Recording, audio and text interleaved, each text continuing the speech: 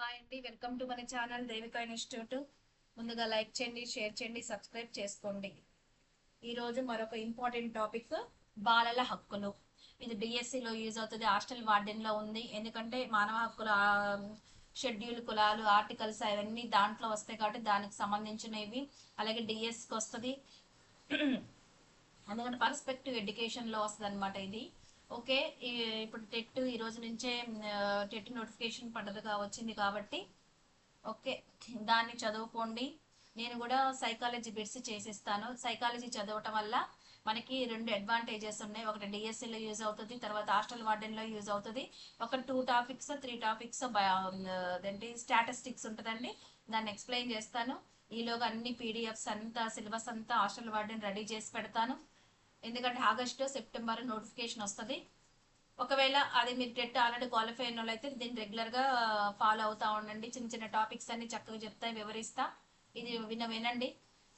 ఎక్కువ పెద్ద లెంది కాకుండా చిన్నగానే చేస్తా. మీరు వినే విధంగా అటు చదువుకోవటానికి ఇటు వినటానికి యూజ్ అవుతుంది. ఓకే, ఈసారి ఎలాగైనా జాబ్ వచ్చేటట్లు ప్లాన్ చేసుకోండి.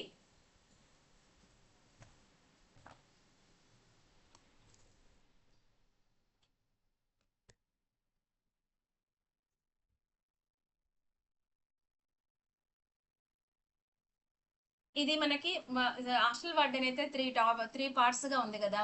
ఫౌండేషన్ ఆఫ్ ఎడ్యుకేషన్, సైకాలజీ, విద్యా ధోరణిలో అంటే ట్రెండ్స్ ఆఫ్ ఎడ్యుకేషన్ అని. ఇది అదే విద్యా ధోరణుల్లో వస్తుందండి ఇది. ఎందుకంటే సార్వత్రిక విద్య అంటే హక్కులు అవన్నీ ఆ టాపిక్ లోనే వస్తాయి కాబట్టి.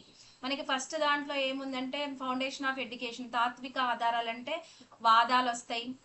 తర్వాత విద్యావేత్తలు వస్తారు, అది ఒక పార్ట్ వస్తుంది. ఇంకోటి విద్యా సామాజిక శాస్త్రం అని ఉంటుంది. అందులో మీకు సాంఘీకరణ, నేను ఒక్కటే చెప్పాను సమాజ పరిధి, విద్యా సమాజ పరిధి అని. దాంట్లో ఇంకా చిన్న చిన్న టాపిక్స్ ఉన్నాయి. అది ముందు పెద్దగా ఉన్నాయని ఇది స్టార్ట్ చేశాను. అదొక 2 క్లాసెస్ అయిపోతుంది. ఆల్రెడీ రెడీ చేసి పెట్టాను. అది ఈలోగా నేను పీడిఎఫ్ అంతా ప్రిపేర్ చేస్తాను, ఎంసీక్యూ చేసి పెడతానండి. ఎందుకంటే మీకు ఆ టైంలో ఇంకా క్లాస్ వినటానికి కుదరదేమో, నోట్స్ చదువుకోవడానికి. ప్రతి లైన్ టు లైన్ పీడిఎఫ్ చేస్తాను ఎంసీక్యూ మాదిరిగా. మీకు అవి చదువుకోవడానికి ఈజీగా ఉంటుంది. ఓకేనండి, ముందుగా లైక్ చేయండి, షేర్ చేయండి, సబ్స్క్రైబ్ చేసుకోండి. ఫస్ట్ బాలల హక్కులు ఎక్కడి నుంచి స్టార్ట్ చేద్దాం. మానవ హక్కుల ఫస్ట్ పునాది ఎక్కడ స్టార్ట్ అయిందో చూద్దాం.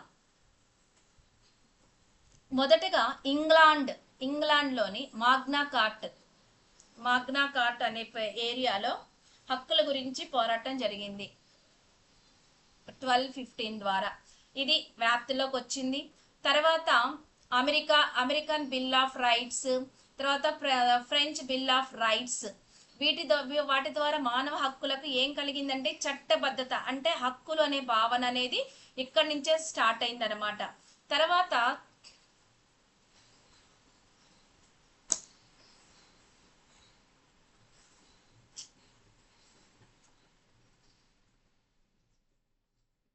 1924లో నానాజాతి సమితి పిల్లల హక్కులను తొలిసారిగా ప్రకటించింది. పిల్లల హక్కులకు సంబంధించిన ఇది మొదటి చట్టపరమైన చర్య అన్నమాట. దీన్ని జెనీవా డిక్లరేషన్ అని కూడా అంటారు.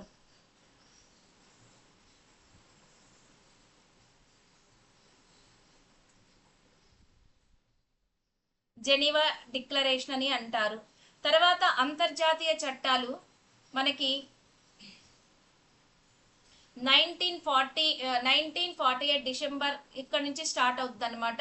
1948 నుంచి 1989 అంతర్జాతీయ చట్టాలు యుఎన్ఓ. ఇక్కడ యుఎన్ఓ ఏం చేస్తుంది, 1948 డిసెంబర్ 10న విశ్వ మానవ హక్కుల ప్రకటన చేస్తుంది.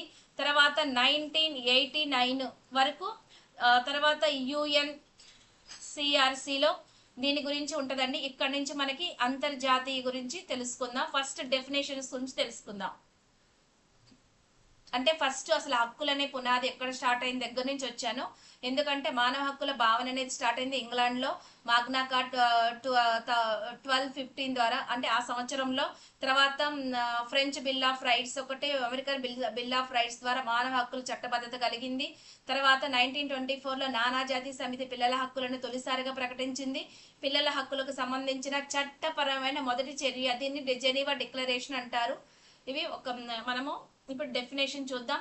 బాల బాల శ్రామికుల చట్టం 1986 ఏం చెప్తుందంటే 14 సంవత్సరాలు పూర్తి కాని వారిని బాలలుగా గుర్తించింది. 14 సంవత్సరాలు పూర్తి కాని వారిని బాలలుగా గుర్తించింది ఎవరండి? బాల శ్రామికుల చట్టం 1986. తర్వాత బాలల న్యాయ చట్టం 1986లో ఇది కూడా చేశారు.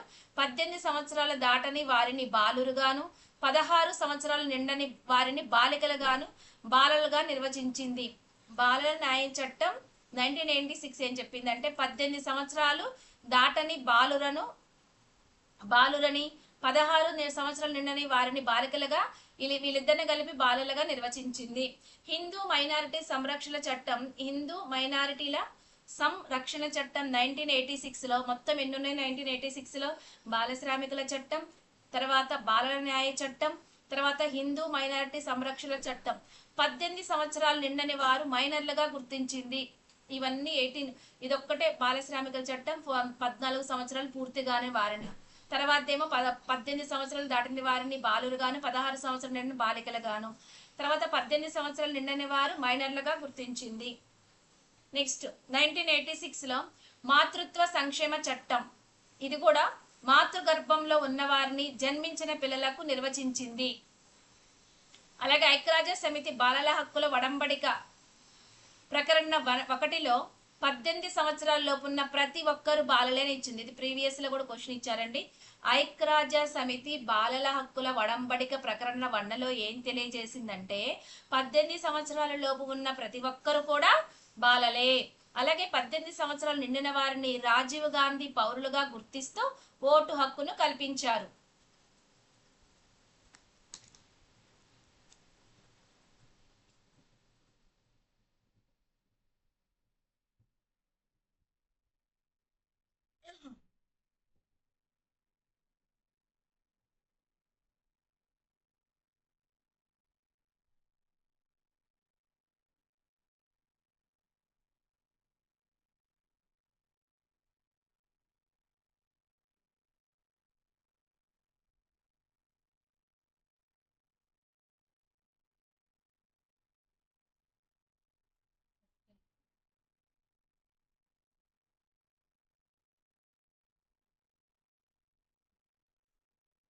ఇది 1956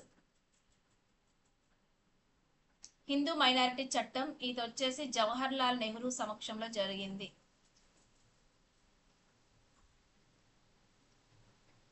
జవహర్ లాల్ నెహ్రూ గారి హయాంలో.